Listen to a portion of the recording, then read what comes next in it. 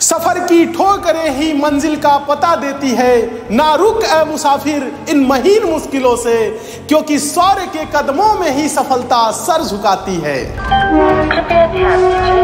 भारतीय रेलवे दे रही है आपको सरकारी नौकरी प्राप्त करने का एक सुनहरा मौका।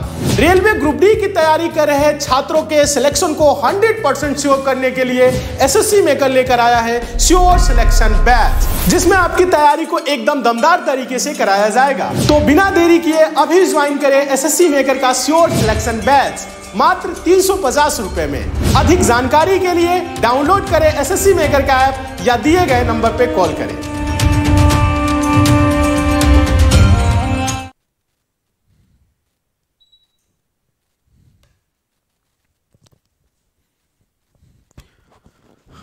हेलो नमस्कार प्यारे बच्चों, गुड मॉर्निंग, राधे राधे, राम राम। कैसे हैं आप लोग?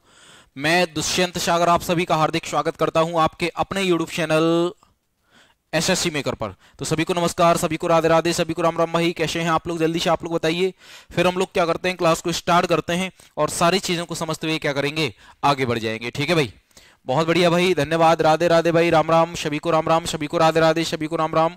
तो हम लोग क्या करते हैं, क्लास को स्टार्ट करते हैं। ठीक है, तो आप लोग बहुत अच्छे से जानते हैं कि ये जो आपकी क्लास होती है डेली होती है सुबह 7 बजे। ठीक है भाई, ये जो आपकी क्लास होती है डेली होती है सुबह 7 बजे, इस बात को आप लोग सभी लोग जानते हैं। ठीक है, जब सभी लोग जानते हैं तो क्यों नहीं मानते हैं? आप लोग एक बार शेयर कर दो, सभी बच्चे क्लास को शेयर करेंगे और क्लास को लाइक करेंगे। ठीक है भाई, चलो आगे समझते हैं।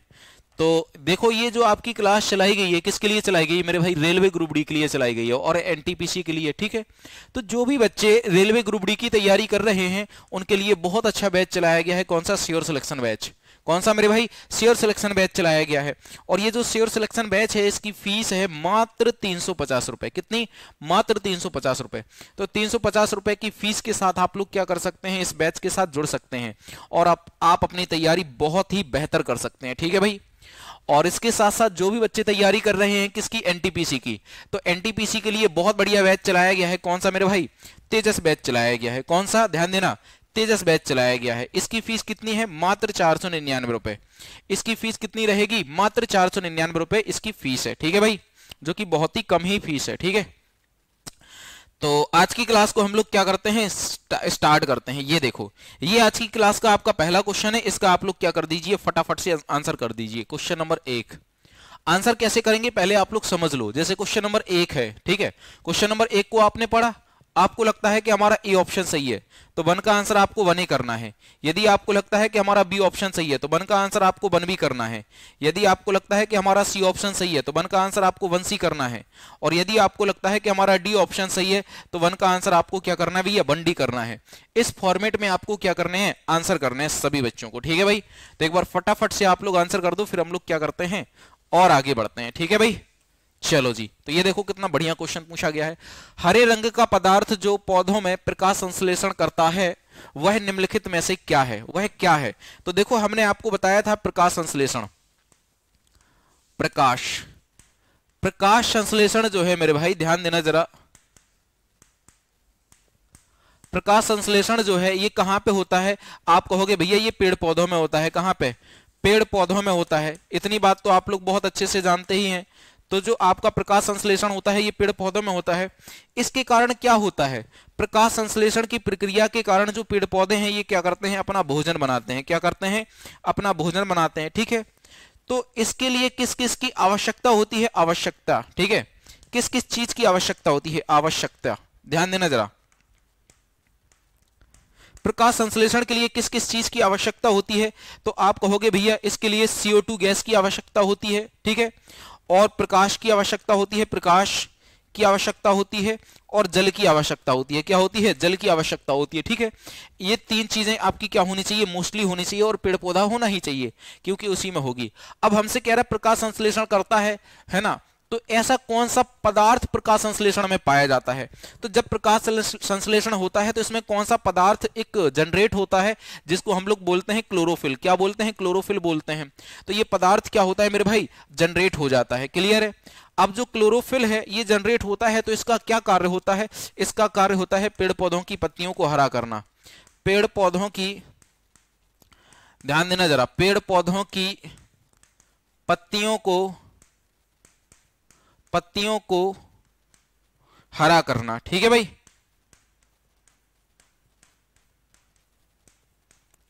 पेड़ पौधों की पत्तियों को हरा करना क्या हो जाएगा, इसका मेन काम हो जाएगा। तो आंसर क्या आ जाएगा आपका, ए आ जाएगा। ए क्लियर है, बहुत बढ़िया जी। काफी बच्चों का आंसर ए आ रहा है, जिसका भी आंसर ए आ रहा है वो बिल्कुल परफेक्ट हो जाएगा। ठीक है भाई, क्लोरोफिल। नेक्स्ट क्वेश्चन नंबर 2 करेंगे हम लोग, इसका आप लोग आंसर कीजिए भैया, क्वेश्चन नंबर 2 का।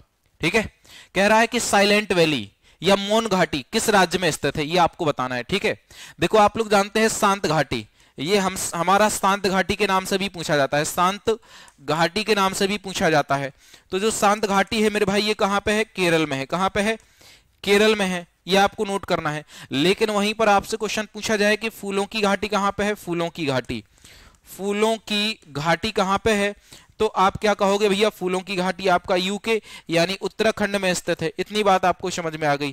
तो इसका आंसर क्या लगा देंगे हम लोग, इसका आंसर लगा देंगे भाई डी ऑप्शन लगा देंगे। ठीक है, अब ये केरल राज्य के बारे में पूछा गया है, इसकी राजधानी क्या हो जाएगी, राजधानी, तो आप कहोगे भैया इसकी राजधानी हो जाएगी तिरुवनंतपुरम। ठीक है भाई, तिरुवनंतपुरम इसकी क्या हो जाएगी, राजधानी हो जाएगी केरल की। ठीक है, केरल में एक मेरे भाई सबरीमाला का मंदिर है, सबरीमाला का मंदिर है, सबरीमाला मंदिर है जो बहुत ज्यादा फेमस है। कई बार क्वेश्चन पूछा जाता है कि सबरीमाला का जो मंदिर है वह किस राज्य में स्थित है, तो आप कहोगे केरल में है। ठीक है भाई, और भी केरल की कुछ चीजों को हमें पढ़ना होगा। तो केरल की राजधानी, केरल में अनामुडी 16 राष्ट्रीय उद्यान है, एराविकुलम राष्ट्रीय उद्यान है, साइलेंट वैली नेशनल पार्क है, चेराई बीच है, और पेरियार नदी पर इडुक्की बांध बनाया गया है मेरे भाई। ठीक है, और मेरे भाई ध्यान देना, कुमारकोम राष्ट्रीय उद्यान है केरल में। केरल में एक झील है जिसका नाम है वेम्बनाड झील। ठीक है भाई, ध्यान देना जरा, केरल में एक झील है जिसका नाम है वेम्बनाड झील, और ये क्या हो जाएगी, भारत की सबसे लंबी झील हो जाएगी, भारत की सबसे लंबी झील हो जाएगी, सबसे लंबी झील हो जाएगी। ठीक है भाई, ये क्या हो जाएगी, भारत की सबसे लंबी झील हो जाएगी, क्वेश्चन पूछा जाता है। ठीक है, लेकिन भारत की सबसे खारे पानी की झील कौन सी है, सबसे बड़ी खारे पानी की झील, तो आप कहोगे चिल्का झील है। भारत की सबसे मीठे पानी की झील कौन सी है, बुलर झील है। ऐसी भारत की कौन सी झील है जिसमें तैरता हुआ नेशनल पार्क बनाया गया है, तो आप कहोगे भैया लोकटक झील, जो कि मणिपुर में है। कहां पे है, मणिपुर में है। जिसमें कौन सा नेशनल पार्क स्थित है, तो केबुल लामजाओ नेशनल पार्क। कौन सा, केबुल लामजाओ नेशनल पार्क। बहुत बढ़िया जी, है ना। चलो जी, नेक्स्ट करेंगे हम लोग क्वेश्चन, इसका आंसर कीजिए। गोवा किस नदी के किनारे अवस्थित है, गोवा, है ना, गोवा किस नदी के किनारे अवस्थित है। तो सबसे पहले तो आपको यही पता होना चाहिए कि गोवा भारत में राज्य कहां स्थित है। ठीक है, तो हमने माना कि ये हमारा क्या हो जाएगा मेरे भाई, ये हमारा भारत राज्य, भारत हो जाएगा। ठीक है ना, ये हमारा क्या हो जाएगा, देश हो जाएगा भारत। क्लियर है, इतनी बात आपको समझ में आ रही है। ये देखो, इसको आप भी बना सकते हैं मैप को। ठीक है, तो ये जो भारत है, भारत का जो ये वाला पार्ट है इधर, ये क्या है मेरे भाई, ये है गोवा राज्य। क्या है, गोवा। क्लियर है, जो कि पुर्तगालियों से कब आजाद हुआ था, क्वेश्चन पूछा जाता है। तो आप कहोगे भैया ये आजाद हुआ था 19 दिसंबर को। कब, 19 दिसंबर 1961 में क्या हुआ था, आजाद हुआ था। लेकिन जो गोवा राज्य है, ध्यान देना, गोवा, इसकी स्थापना कब की गई थी, इसकी स्थापना की गई थी, तो आप कहोगे 30 मई को। कब, 30 मई 1987 में इसकी स्थापना की गई थी एक राज्य के तौर पर। और ये भारत का सबसे छोटा राज्य हो जाएगा, भारत का सबसे छोटा राज्य है, सबसे छोटा राज्य है मेरे भाई, ध्यान देना, भारत का सबसे छोटा राज्य हो जाएगा। और भारत का 25वां राज्य है क्रम में। कौन सा, क्रम में भारत का 25वां राज्य हो जाएगा। ठीक है भाई, बहुत बढ़िया जी, एकदम शानदार। तो अब बात हम लोग करते हैं गोवा के बारे में। गोवा किस नदी पर अवस्थित है, तो गोवा मांडवी नदी पर अवस्थित है। किस पर, मांडवी नदी पर अवस्थित है। ठीक है भाई, क्वेश्चन पूछा जाता है जो गोवा है, गोवा में कौन सी भाषा बोली जाती है, भाषा, तो आप कहोगे भैया गोवा में कौन सी भाषा बोली जाती है, कोंकणी भाषा बोली जाती है। कौन सी, कोंकणी भाषा बोली जाती है। ये भी आपको क्या करना है, नोट करना है। कोंकणी भाषा को भारतीय संविधान में कब मिलाया गया था, मिलाया कब गया था भारतीय संविधान में, तो आप कहोगे सर आपने बताया था कि 71वां कॉन्स्टिट्यूशन अमेंडमेंट द्वारा 1992 में 3 भाषाओं को मिलाया गया था, जिनका नाम है नमक, जिनका क्या नाम है, नमक। नमक का क्या मतलब, नेपाली मणिपुरी और कोंकणी, यानी जो कोंकणी भाषा है इसको भारतीय संविधान में 1992 में मिलाया गया था, और वो भी 71वां संविधान संशोधन के माध्यम से, 71वां संविधान संशोधन के माध्यम से। क्लियर है? बहुत शानदार, बहुत शानदार। काफी बच्चों का आंसर आ रहा है। इसका आंसर बताइए, सूखा रोग का प्रकोप मनुष्यों में किस विटामिन की कमी से होता है? सूखा रोग का प्रकोप मनुष्यों में किस विटामिन की कमी से होता है? आप लोग बताइए भैया। तो सूखा रोग हमें किससे होता है? विटामिन डी से होता है। तो आंसर क्या लगा देंगे हम लोग? आंसर लगा देंगे मेरे भाई बी ऑप्शन लगा देंगे। ठीक है भाई, बी ऑप्शन, क्योंकि विटामिन डी इसी में लिखा है। सूखा रोग जैसे आपने देखा होगा, जो एक प्रकार का चर्म रोग होता है, हमारी त्वचा सूख जाती है, हम पतले हो जाते हैं, हड्डियां सूख जाती हैं, त्वचा हड्डियों में मिल जाती है, आपने देखा होगा। ठीक है, तो आंसर क्या आ जाएगा आपका? बी ऑप्शन आ जाएगा। ठीक है, यहां पे क्वेश्चन पूछा जाता है कि किस विटामिन का क्या रासायनिक नाम है, ये भी क्वेश्चन पूछा जाता है। तो यहां पे ये देखो, ये सभी विटामिन के नाम हैं और ये उनके रासायनिक नाम है, और ये किस विटामिन से कौन सा रोग होता है, किस विटामिन से कौन सा रोग होता है, ये आपको क्या करना है? भली भांति अच्छे से आपको पढ़ना है मेरे भाई। ठीक है, ये आपको अच्छे से पढ़ना है। ये देखो, इसका आंसर करो आप लोग। निम्नलिखित में से किस स्थान पर गुरुत्वीय त्वरण जी का मान सर्वाधिक होता है? बताओ, किस स्थान पर गुरुत्वीय त्वरण जी का मान क्या है? सर्वाधिक है। किस स्थान पर गुरुत्वीय त्वरण जी का मान क्या है? सर्वाधिक है। फटाफट से आप लोग बताइए। तो देखो, जो गुरुत्वीय त्वरण जी है आप लोग बहुत अच्छे से जानते हैं, इसका मान सबसे ज्यादा कहां पे होता है? तो आप कहोगे भैया इसका मान सबसे ज्यादा होता है ध्रुवों पर। कहां पे होता है? ध्रुवों पर होता है। ठीक है, अब ध्रुव आपको कहां पे दिखाई दे रहा है? माउंट एवरेस्ट पे कोई ध्रुव है? नहीं है। कुतुब मीनार पे कोई ध्रुव है? नहीं है। अंटार्कटिका महाद्वीप पर कोई ध्रुव है या भूमध्य रेखा पर कोई ध्रुव है? तो आप कहोगे भैया अंटार्कटिका महाद्वीप ये ध्रुवों पर ही स्थित है। तो आंसर क्या आ जाएगा आपका? 5 का आंसर आप लोग डी लगा देंगे परफेक्टली। ठीक है, 5 का आंसर आप लोग क्या लगा देंगे? डी लगा देंगे। क्लियर है भाई?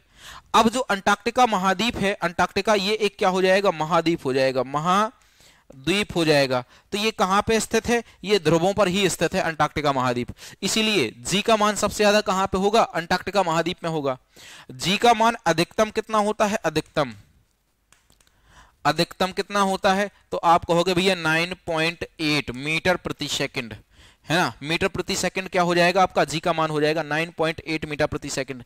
ये ध्रुवों पर होता है। ठीक है, अगला क्वेश्चन पूछा जाता है कि जी का मान, गुरुत्वीय त्वरण जी का मान पृथ्वी की सतह से ऊपर जाने पर, ऊपर मतलब आकाश में जाने पर, जी का मान आकाश में जाने पर, आकाश में ऊपर जाने पर क्या होता है? तो आप कहोगे जी का मान घटता है। क्या होता है? घटता है। ठीक है, अगला पॉइंट क्वेश्चन पूछा जाएगा कि यदि आप पृथ्वी की सतह से केंद्र की ओर जाएंगे, पृथ्वी की सतह, ये पृथ्वी की सतह हो जाएगी और ये पृथ्वी का केंद्र हो जाएगा। यदि आप सतह से केंद्र की ओर आओगे तो भी जी का मान क्या होगा? घटेगा। ठीक है, सतह से, पृथ्वी की सतह से, पृथ्वी की सतह से, सतह से पृथ्वी के केंद्र, पृथ्वी के केंद्र की ओर आने पर जी का मान घटता है। क्या होता है? घटता है मेरे भाई, है ना? तो ये क्वेश्चन पूछा जाता है कि यदि आप पृथ्वी की सतह पर हैं, जब आप केंद्र पर जाएंगे तो गुरुत्वीय त्वरण जी का मान क्या होगा? घटेगा। और केंद्र से वापस सतह की ओर आओगे तो ऑटोमेटिकली जी का मान क्या होगा? बढ़ेगा। सिंपल सी बात है। ठीक है भाई, चलो जी, आंसर इसका डी हो जाएगा। नेक्स्ट, शरीर के किस अंग की खराबी के कारण मधुमेह रोग हो जाता है? मधुमेह आप लोग समझ रहे, डायबिटीज। तो डायबिटीज होता है अग्नाशय की कमी के कारण। क्यों? क्योंकि आप लोग बहुत अच्छे से जानते हैं जो अग्नाशय है इससे कौन सा हार्मोन्स निकलता है? तो आप कहोगे भैया इससे इंसुलिन हार्मोन्स निकलता है। इंसुलिन हार्मोन्स निकलता है, और जो इंसुलिन हार्मोन्स होता है ये मधुमेह रोग को कम करता है, मधुमेह रोग को संभालता है। ठीक है, अब जब इंसुलिन हार्मोन्स ही नहीं निकलेगा तो मधुमेह रोग तो प्रकोप करेगा, डायबिटीज तो प्रकोप करेगा, डायबिटीज फैल जाएगा। ठीक है, तो इंसुलिन नहीं निकलेगा तो अग्नाशय खराब हो जाएगा, है ना। अग्नाशय यदि खराब है तो डायबिटीज हो जाएगा। तो आंसर क्या आ जाएगा आपका? बी ऑप्शन बिल्कुल सही हो जाएगा, अग्नाशय। ठीक है, इसको पैनक्रियाज। इसका आकार होता है पत्ते के आकार के जैसा, पत्ते, लीफ यानी पत्ती के आकार के जैसा, इसका नीम के पत्ते के आकार का, नीम के पत्ते के आकार का इसका आकार होता है। ठीक है। इबोला क्या है? इबोला एक मेरे भाई कवक है, प्रोटोजोआ है, बैक्टीरिया है या वायरस है? तो इबोला एक वायरस हो जाएगा। क्या हो जाएगा? वायरस हो जाएगा। कभी कभी हमसे एग्जाम में पूछा जाता है कि कौन सा रोग ऐसा है जो वायरस के कारण होता है और कौन सा रोग ऐसा है जो बैक्टीरिया के कारण होता है, यह भी हमसे क्वेश्चन पूछा जाता है। तो आज हम आपको वायरस से होने वाले रोगों की, आज हम आपको वायरस से होने वाले रोगों की क्या बताएंगे? एक ट्रिक बताएंगे। आज हम आपको वायरस से होने वाले रोगों की क्या बताएंगे? एक ट्रिक बताएंगे। ट्रिक क्या है? ध्यान दो जरा। रेखा हमें हिट करके पहुंचे छोड़ गई, है ना। रेखा हमें हिट करके पहुंचे छोड़ गई, तो रे से क्या हो जाएगा? रे से हो जाएगा रेवीज। क्या हो जाएगा? रेवीज। ठीक है। खा से क्या हो जाएगा? खसरा, खसरा। ठीक है। हा से क्या हो जाएगा? Herpes, herpes. मां से क्या हो जाएगा? मेनिंजाइटिस,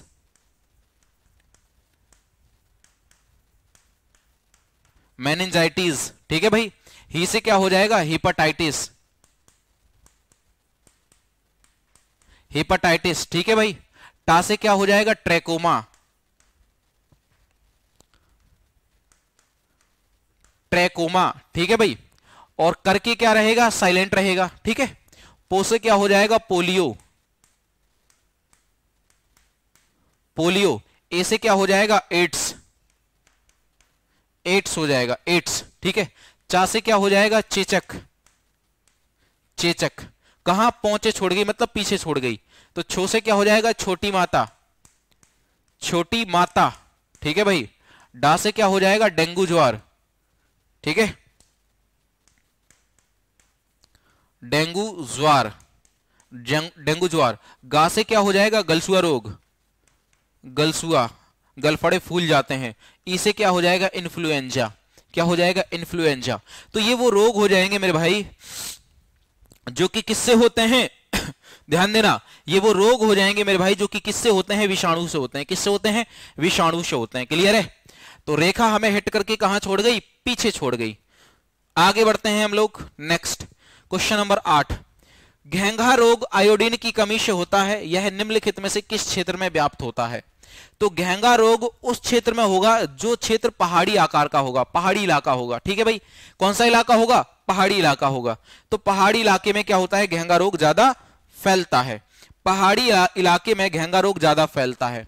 विटामिन ए का विटामिन ए मुख्यतः कहां संग्रहित होता है? विटामिन ए मुख्यतः कहां संग्रहित होता है? विटामिन ए, आप लोग जानते हैं विटामिन ए के बारे में। विटामिन ए का रासायनिक नाम क्या है? रेटिनॉल। ठीक है भाई, रेटिनॉल। रेटिनॉल विटामिन ए का रासायनिक नाम है। विटामिन ए की कमी से कौन कौन से रोग हो जाते हैं? विटामिन ए की कमी से भैया एक तो आपका रतौंधी हो जाएगा, रतौंधी, है ना। रतौंधी, आंखों में कमी आ जाएगी, आंखों में काले घेरे पड़ जाएंगे, कम दिखाई देने लगेगा, लेंस का चश्मा लग जाएगा। तो आपको क्या करना है? विटामिन ए किस में भरपूर मात्रा में होती है? मात्रा में। तो आप कहोगे भैया गाजर, क्या गाजर खाइए आप डेली, है ना। आप क्या खाइए? पालक खाइए, पालक, पालक खाइए। आप हरी सब्जी खाइए, हरी सब्जी, हरी सब्जी खाइए। तो इसमें क्या होता है? विटामिन ए भरपूर मात्रा में पाया जाता है। जब आप ये सब खाओगे तो विटामिन ए मिलेगा, जिस कारण आपकी आंखें कमजोर नहीं होंगी, आंखें खराब नहीं होंगी मेरे भाई। ठीक है, क्या इतनी बात आपको समझ में आई? तो आंसर आ जाएगा। अब बात आती है विटामिन ए को संग्रहित कौन करता है? तो यकृत करता है। कौन करता है? यकृत करता है।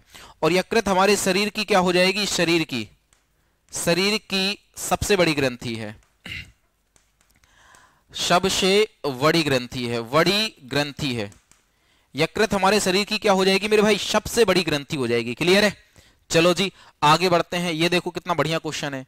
मादा क्यूलेक्स मच्छर निम्नलिखित में से किस रोग का वाहक होता है? मादा क्यूलेक्स मच्छर निम्नलिखित में से किस रोग का क्या होता है? वाहक होता है। फटाफट से आप लोग बताइए। तो जो मादा क्यूलेक्स मच्छर होता है मेरे भाई, ये फाइलेरिया का वाहक होता है। तो ऑप्शन क्या आ जाएगा आपका? बी ऑप्शन बिल्कुल परफेक्ट आ जाएगा। ठीक है। ये देखिए कह रहा है कि समदाब रेखाएं निम्नलिखित में से किसको प्रदर्शित करती हैं? तो जो समदाब रेखाएं हैं वो समान आर्द्रता क्षेत्र को प्रदर्शित करती हैं, समान तापमान को, समान वर्षा को, या वायुमंडलीय दाब को। बहुत बढ़िया क्वेश्चन पूछा गया है, फटाफट से आप लोग इसका आंसर कीजिए भैया, क्वेश्चन नंबर 11 का। ठीक है, क्वेश्चन नंबर 11 का आप लोग आंसर कीजिए। समदाब रेखाएं निम्नलिखित में से किसको प्रदर्शित करती हैं? तो ये समान वायुमंडलीय दबाव को, किसको? समान वायुमंडलीय दबाव को प्रदर्शित करती हैं। ठीक है, अच्छा एक क्वेश्चन पूछा जाता है, जब वायुमंडलीय दबाव होता है, जब वायुमंडलीय दबाव होता है तो इसका प्रभाव हमारे सर पर क्यों नहीं पड़ता है? हम हाथ पैर चला रहे हैं, हमें कोई महसूस ही नहीं हो रहा है कि वायुमंडलीय दबाव है। तो ये क्यों होता है? क्योंकि आप लोग जानते हैं हमारा जो रक्तचाप है, जो हमारा ब्लड प्रेशर है, ब्लड प्रेशर है, जो बीपी है, ये हमारा क्या है? वायुमंडलीय दाब से अधिक है ना। तो मनुष्य का बीपी वायुमंडलीय दाब से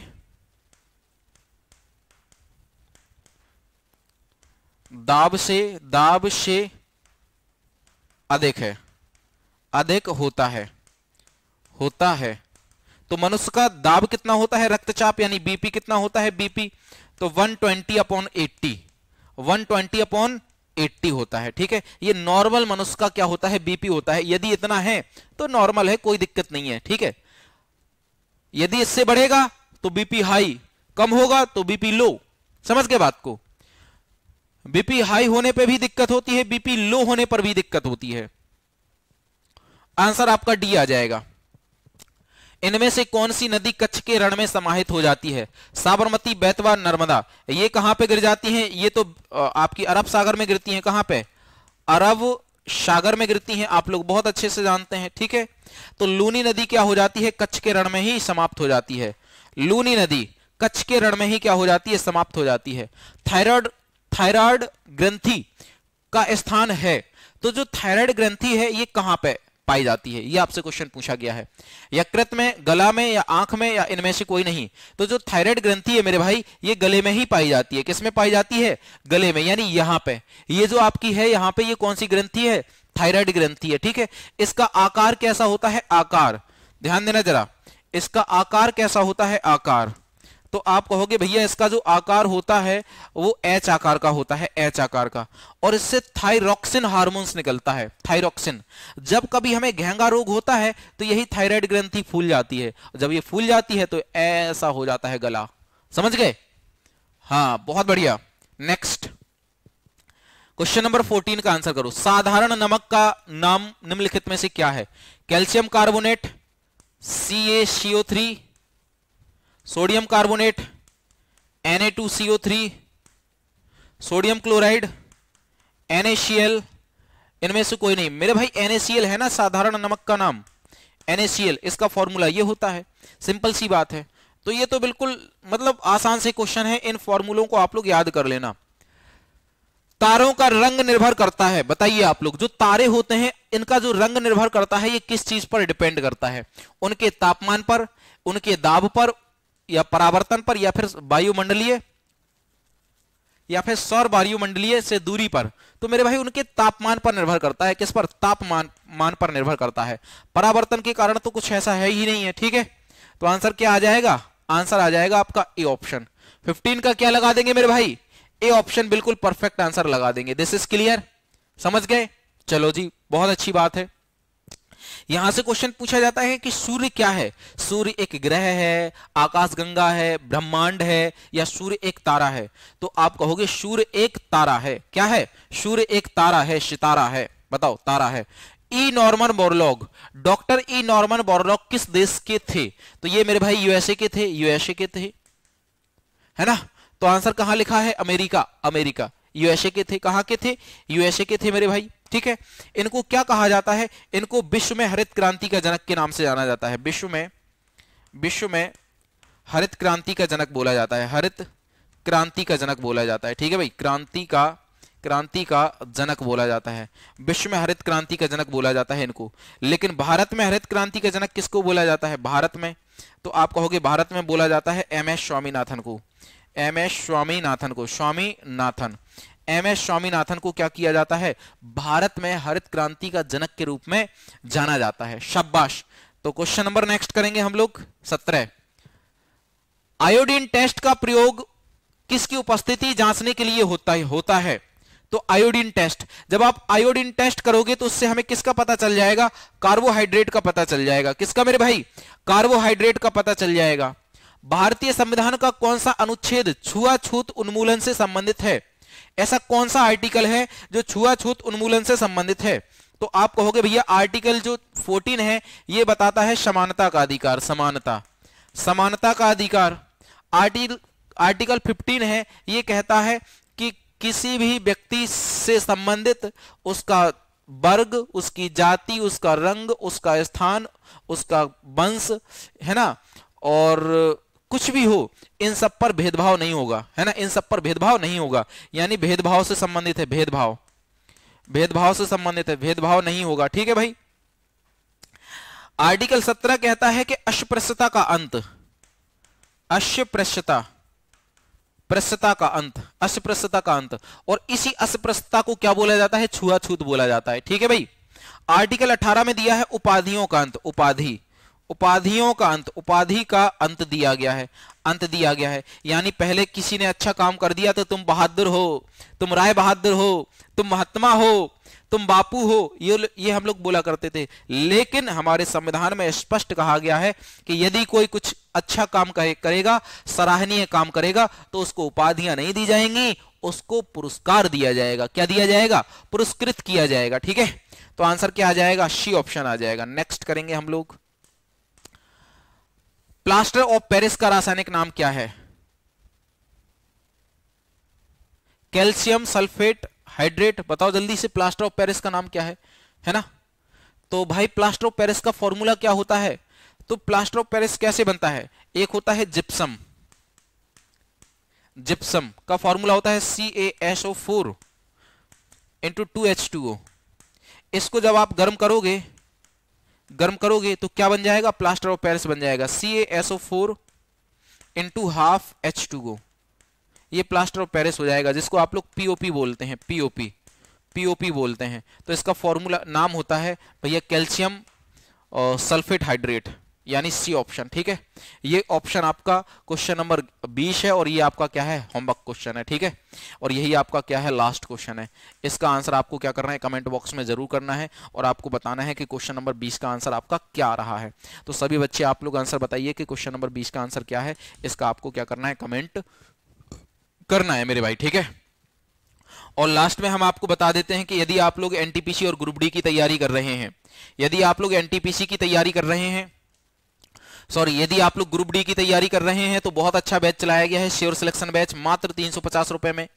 यदि आप लोग एनटीपीसी की तैयारी कर रहे हैं तो बहुत अच्छा बैच चलाया गया है, तेजस बैच, मात्र 499 रुपए में। आप लोग इनको परचेस कर सकते हैं और आप अपनी तैयारी बेहतर बना सकते हैं। ठीक है भाई। और एक सरकारी नौकरी लग सकते हैं आप लोग पूरी मेहनत के साथ। ठीक है। तो पढ़ते रहिए, मुस्कुराते रहिए, बने रहिए, बिंदास रहिए, खुश रहिए। कल मिलते हैं सेम जगह सेम टाइम पर। तब तक के लिए नमस्कार, राधे राधे, राम राम, जय हिंद।